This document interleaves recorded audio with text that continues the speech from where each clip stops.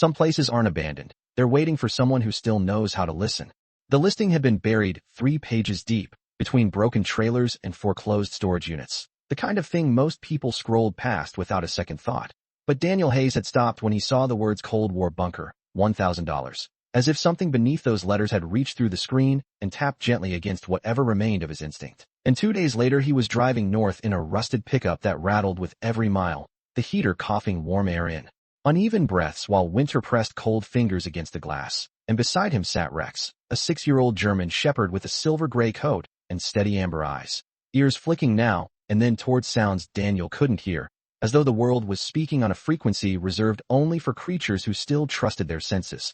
The road narrowed into gravel, then into something that barely deserved to be called a road at all, winding through acres of frozen brush and skeletal trees, until the property line appeared as nothing more than a leaning post and a strip of rusted wire. And beyond it, half sunken into the earth like a memory the land had tried to forget, sat the bunker, its steel door dark with age, edges rimmed in frost, a concrete shell swallowed by decades of wind and silence.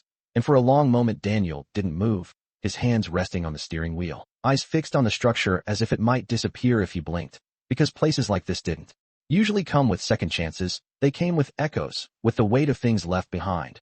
Rex shifted first, letting out a low breath, not quite a growl, not quite a warning, just something older, something instinctive. And when Daniel finally stepped out, his boots crunching against the thin crust of snow, the air carried that faint metallic scent of old iron and still water, the kind of smell that clung to places sealed off from time. And the closer they walked, the more the silence seemed to change, not louder, not softer, just denser, like it was holding something in place. The door resisted at first, hinges stiff from years of neglect, but then it gave with a slow, reluctant groan that echoed deeper than it should have, the sound traveling down into the unseen spaces below. And as the darkness inside opened before them, Daniel felt it, that subtle shift in the air pressure, the way the cold seemed to settle differently here, wrapping around him instead of passing through. And Rex stopped at the threshold, body still, ears forward, eyes locked somewhere beyond the immediate darkness, not afraid, not aggressive, just focused. Listening in a way that made Daniel's chest tighten slightly, because he had seen that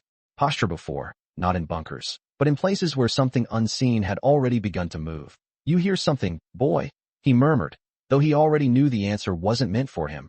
And Rex didn't bark, didn't step back, just tilted his head ever so slightly, as if aligning himself with a rhythm that hadn't revealed itself yet.